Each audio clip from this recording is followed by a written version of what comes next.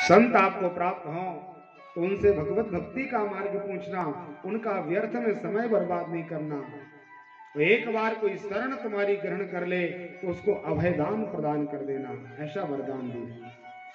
बेटे को बिठाल दिया, छोटा सा बेटा है महात्मा परीक्षित। धर्मराज अपने परिकरों के साथ हिमालय गए, भगवान शंकर बाबा का बहुत पूजन किया, कई वर्षों तक अभिषेक किया। भगवान धर्म को लगा कि अब हमारी देह पूरी होने वाली है और हम, क्योंकि अब संसार में जो यहां आता उसको जाना पड़ता है, देह पूरी होती है, तो स्वर्गारोहण की तैयारी की। धर्मराज आगे बढ़े तो सबसे पहले द्रौपदी जी लड़खड़ाने लगी, गिरने लगी। मैया द्रौपदी का शरीर अस्वस्थ हो गया और देखते ही देखते द्रौपदी जी प्राणांत हो गई, मृत्यु को प्राप्त हुई। अर्जुन ने कहा कि महाराज आप ये बताइए, द्रौपदी धर्म के अनुसार रहती थी, कभी इन्होंने कोई अधर्म नहीं किया, और नियम है कि यदि हम वेद के विरुद्ध आचरण ना करें, एक भी आचरण हमारा वेद के विरुद्ध ना हो तो हम सशरीर स्वर्ग चले जाते हैं, ये नियम है। और एक भी हमने वेद के विरुद्ध अपराध किया है, कोई कार्य किया है, तो हमारा शरीर यहीं छूटता है, आत्मा जाती है। आप ये बताइए महाराज द्रौपदी ने कौन सा पाप किया? तो धर्म ने कहा कि देखिए द्रौपदी ने पक्षपात किया है, पंक्ति भेद किया है। एक पंक्ति में यदि 4 लोग खड़े हों तो उनको समान दृष्टि से देखना चाहिए, और जो पंक्ति भेद कर देता है वो शरीर स्वर्ग नहीं जा सकता। कहा महाराज कौन सा भेद किया इन्होंने? तो भगवान धर्म ने समझाया, भैया हम 5 इसके पति थे, मैया ने कहा था 5 में बांट लो, और द्रौपदी का धर्म था कि समान दृष्टि से हम 5 पतियों के ऊपर प्रेम रखना था। लेकिन द्रौपदी कुछ ज्यादा स्नेह अर्जुन से करती थी और हम सबकी थोड़ी सी उपेक्षा में रहती थी, इसलिए इन लोगों ने हमारा अपराध किया और अर्जुन से ज्यादा स्नेह किया। इसी पक्षपात के कारण द्रौपदी का शरीर महाप्रयाण नहीं हुआ। नकुल सहदेव की देह पूरी हो गई, एक को रूप का अभिमान था, एक को ज्योतिष गणित विद्या का अपमान था। इस अभिमान के कारण जो अभिमान करते वो संसार में सशरीर नहीं जा सकते यहां से।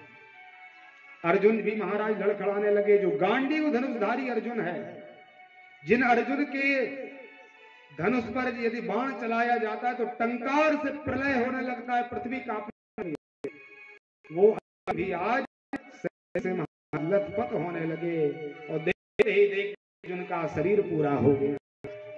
भीम ने कहा भैया अर्जुन ने तो कोई पाप नहीं किया, फिर भी अर्जुन का शरीर क्यों पूरा हो गया, अर्जुन को क्यों मरना पड़ा?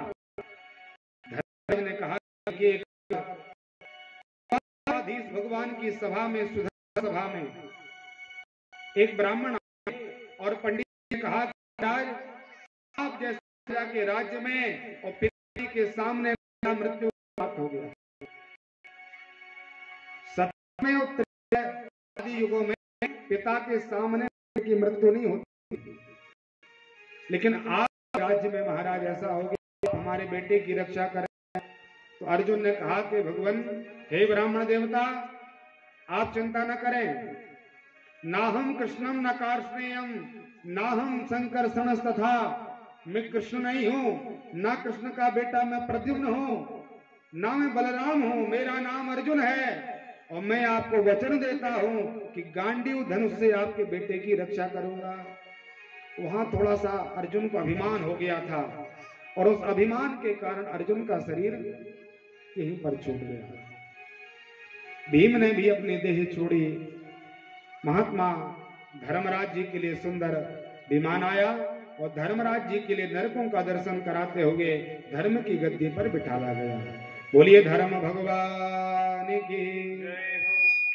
तो महात्मा धर्मराज जी ने भी प्रश्न किया कि महाराज ये बताइए, मैं तो जीवन पर्यंत स्वप्न में भी किसी प्रकार का धर्म नहीं किया, दर्शन क्यों कराया, हमें नरकों को क्यों दिखाया? धर्मराज जी को बताया महाराज आधा झूठ आपने भी बोला है, और वो महाभारत का दृष्टांत दिया, वो घटना याद दिलाई कि जब आपने कहा था अस्वस्थामा हता नरो वा कुंजरा, महात्मा धर्मराज जी इस प्रकार से संतुष्ट होकर के धर्म की गद्दी पर प्रतिष्ठित हुए और यहाँ पर परीक्षित का राज्य प्रारंभ हो गया। बहुत आनंद से महात्मा राज्य करने लगे। राज्य करते करते 32 वर्ष हो गए। बहुत सावधानी से कथा सुने। 32 वर्षों से कलयुग का आगमन हो गया था, लेकिन इतने धर्मवान महात्मा परीक्षित जी थे कि साहस नहीं हो पाया कलयुग का एक बार मिलने। एक बार महात्मा परीक्षित जी राज्य काज की व्यवस्था देखने के लिए यत्र तत्र घूम रहे थे। जंगल की ओर बढ़ गए महात्मा परीक्षित। जंगल में देखा कि एक गाय खड़ी है, बछड़ा है, बछड़े के 3 पैर हुए हैं और एक चौथे पैर को काटा एक कर रहा है दुष्टाचारी। काला शरीर है, में खड़ा है और गाय के पैर को काटने के लिए खड़ा। तो महात्मा परीक्षित सावधान, मैं परीक्षित हूं, मेरे राज्य में दुष्ट दुराचारी नहीं रह सकता, हमारे धर्म वाले व्यक्ति रहे, तू कौन है अपना परिचय दे। तो वो काला शरीर वाला व्यक्ति विचार करने लगा कि बच नहीं पाएंगे, आखिर राजा के राज्य में तो रहना पड़ेगा। इसलिए कलयुग ने अपना आत्मसमर्पण महात्मा परीक्षित के चरणों में दिया। उठ गया चरणों में,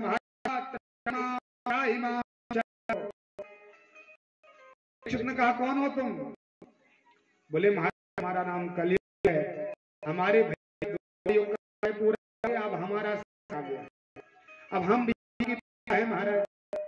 32 वर्षों से हमारा आगमन हो गया, लेकिन आपकी धार्मिक सजा के कारण, आपके प्रतिज्ञा के हमारा साहस कर पाए, हमें निवास दीजिए। हम भी तो प्रजा हैं, एक आध घर में मिल जाए, रहने लग जाएं। परीक्षित ने कहा कि देखिए जो इस प्रकार कष्ट होता है, इस प्रकार का जो कार्य करता है कर्मी के लिए मेरे राज्य में स्थान, चले जाओ मेरे राज्य कर दो। कलयुग ने कहा महाराज एक एक इस पृथ्वी जहां डर वहां पर आपकी सत्ता है, 7 दिन को युक्त पृथ्वी है, आपकी धराधाम की सत्ता, राजा वहां के, कोई तो दे दो मुझे रहने के।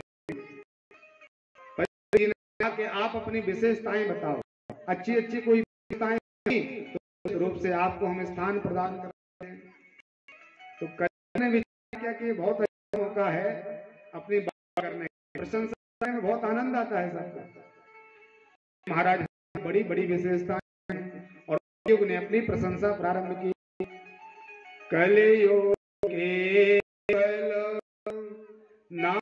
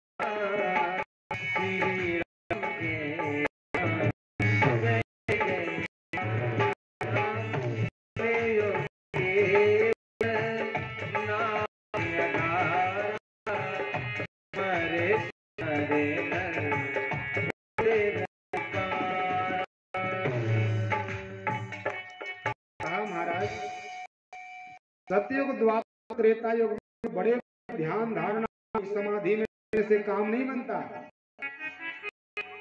तपस्या करते महाराज बल्मीक जाती है, पेड़ पौधे उगाते भी भगवान की कृपा नहीं होती थी। वही अवसर में हमें ऐसा प्राप्त भगवान की कृपा से कि केवल भगवान भजन करो और इस सागर से हो जाओ। तो महात्मा दीक्षित को ऐसा सरल साधन के सिवाय यंत्र कहीं नहीं है। इसलिए कहा महाराज चिंता मत करो तो तुम हो, लेकिन इतनी अच्छी विशेषताएं तुम्हारे वास करती हैं, इसलिए हम आपको स्थान प्रदान करते हैं। बहुत सावधानी से कथा सुनना है, उनके लिए विशेष ये कथा है। कलयुग कहाँ है ये भगवान परीक्षित ने बताया। आप यहाँ कहाँ निवास दिया? बोले ध्योतम पानम त्रिया शून्यम, 4 कलयुग के लिए। कलयुग तू इतना प्रतापी है कि तेरा नाम के व्यक्ति पार हो जाएगा, इसलिए करके शराब पीने वाले व्यक्तियों के चले जाओ। नाना प्रकार की मदिरा बनती या बिकती है, या जो उसका सेवन करते हैं, या जो उसके संगी साथी हैं, कलयुग मद में वास करता है। दूसरा स्थान दिया द्योतम, जो अनेक प्रकार के आदि खेलते हैं। जुआ में कलयुग कपट के रूप में वास होता है, भागवत में लिखा, और वहां सत्य हो ही नहीं सकता कि व्यक्ति के सत्यता के जीत जाए तो यह असंभव है, क्योंकि कपट का स्वरूप है महाराज। और जुआ महात्मा धर्म ने खेला, का संग किया महात्मा धर्म, और जैसे महामनीषियों ने जब जुआ का आश्रय लिया, वहां पर महाराज को भी परास्त बोला। बहुत सावधानी से कथा, ऐसे महात्मा लोग भी जब धर्म का आश्रय लेने वाले भी जब उसका आश्रय हैं, तो संग से केवल और केवल अपमान प्राप्त होता है। सब कुछ न करना पड़ा, मोदी जी के लिए भी दाव पर लगा दिया धर्म ने, बोला है। वहां मद के रूप, कपट के रूप में कलयुग का। तीसरा कलयुग के लिए मिला व्यभिचार, पर गमन करना, पर पुरुष गमन करना, इसमें काम में ये जघन्य अपराध है, ये बहुत बड़ा है, इसलिए व्यभिचार से हमें बचना चाहिए। चौथा दिया गया के लिए हिंसा, धर्म से किसी को अपमान करें, किसी को कष्ट करें, किसी से ईर्ष्या करें, किसी को पथ करने का प्रयास किया जाए, तो इसमें कलयुग हिंसा के रूप में वास करता है। 4 स्थान हो गए महाराज, शराब पीना, जुआ करना, व्यभिचार करना, हिंसा करना, ये 4 स्थानों पर कलयुग को डेरा दे दिया। आप आनंद यहाँ पर रहिए। उन्होंने विचार किया यहाँ पर बड़ी स्थिति तो कहीं भी नहीं है। जो जो स्थान दिए ये लड़ाई झगड़ा करने वाले हैं, नाना प्रकार का उपद्रव यहाँ पर होता है, बहुत परेशानी है। शांति के भी हमें बहुत शांति प्राप्ति नहीं होगी, आनंद नहीं मिलेगा। हम करें कि हम थोड़ा सा विश्राम कर, वहां विश्राम नहीं है। इसलिए महाराज अच्छा सा स्थान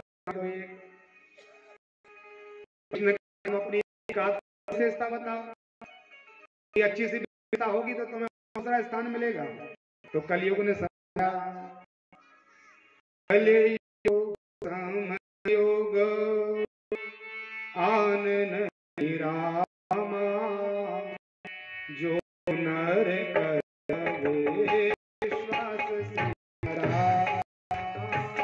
श्री राम जय जय राम, श्री राम जय राम जय जय राम, श्री राम जय जय राम, श्री राम जय राम जय जय राम, श्री राम जय राम जय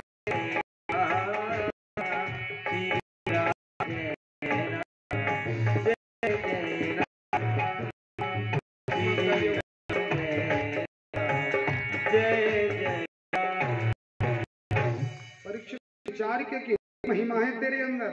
कलयुग युग कोई युग नहीं हमारे समान, लेकिन जो कर विश्वास भाव से जो आत्मा के गुणान का आश्रय लेगा, बिना प्रयास सागर से तर जाएगा।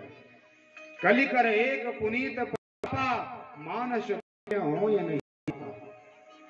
सतयुग द्वापर त्रेता में मानसिक पाप लगता था, वो मानसिक भी लगता, लेकिन उसमें होता क्या था? 3 युगों में अपनी महिमा, युगों में आप विचार करो कि हमें सत्यनारायण भगवान की कथा सुनना है और किसी कारण से आप वो कथा सुन ना पाओ, तो उसका पाप लगता था कि संकल्प कर लिया, मान लिया और वो पूछे कि इसलिए तुम उसके पापी हो, अपराध है। उस समय यदि आप विचार करो कि हमें किसी व्यक्ति का वध करना ना हो पाए, फिर भी उस वध का आपको लगता था लेकिन कलयुग के लिए बताया कि बड़ा आरक्षण भगवान दिया है। मन से पुण्य तो लगता है, मन से आप विचार बैठ जाओ और विचार करो कि भगवान नारायण का पूजन कर रहे हैं, तो भगवान नारायण के ने एक कुंतल दूध आया, ये आपने केवल विचार किया, चढ़ाया नहीं है, और एक कुंतल दूध चढ़ाने का पुण्य को प्राप्त हो जाएगा। ये युग की है। आप भोले बाबा का अभिषेक कर पाते हैं या नहीं कर पाते अलग बात है, आप नहीं करके विचार करो कि बाबा का अभिषेक कर रहे हैं, 56 प्रकार के भोजन रखे हैं, हम गंगा जी में स्नान कर रहे हैं, ये मन बना आपने किया, केवल मानसिक स्नान करने को गंगा स्नान का फल प्राप्त होगा। ये बड़ी विशेषता हमारा की इतनी बड़ी विशेषता करके भगवान परीक्षित को लगा तो इसको बहुत अच्छा स्थान मिलना चाहिए, तो कहा जाओ स्वर्ण में वास कर ले, तुम सोने में वास है। कलयुग को लगा ही अच्छा वास मिल गया, अभी तो लड़ाई वाले स्थान मिले, अब सोना क्या रहता है।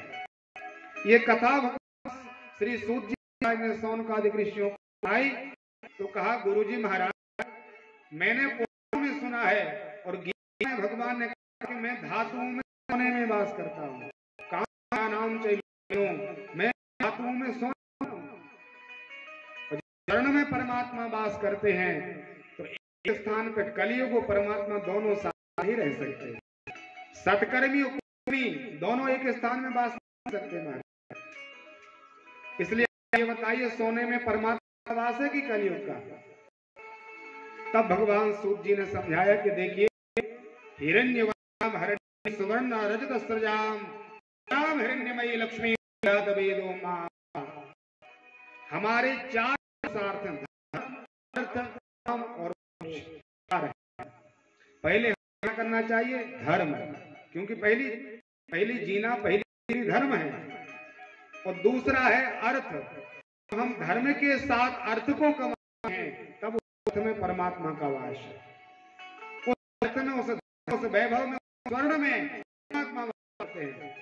लेकिन जब हम धर्म को दे करके धन का प्रारंभ करते हैं, धर्म को एक तरफ बिठा महाराज आपकी कोई जरूरत नहीं हमें, और प्रकार नीति अनीति जैसे भी हो हमारे पास तो धन चाहिए, तो उस धन के केवल परमात्मा का वास कलयुग ही करता है। अधर्म के द्वारा जो कमाई जाती है उसमें केवल कलयुग का ही डेरा है, अनीति के द्वारा गया धन कमाया या स्वर्ण कमाया जाए तो कलयुग का वास है। तो 5 स्थान हो गए, क्या क्या हो गए 5 स्थान, एक हो गया जुआ, दूसरा हुई शराब, तीसरा हुआ विचार, चौथी हुई हिंसा, 5वां हुआ अनीति से कमाया हुआ धन। 5 स्थान है कलयुग। इसलिए सावधानी के साथ आज ही इसी समय हमें 5 स्थानों का त्याग करना चाहिए।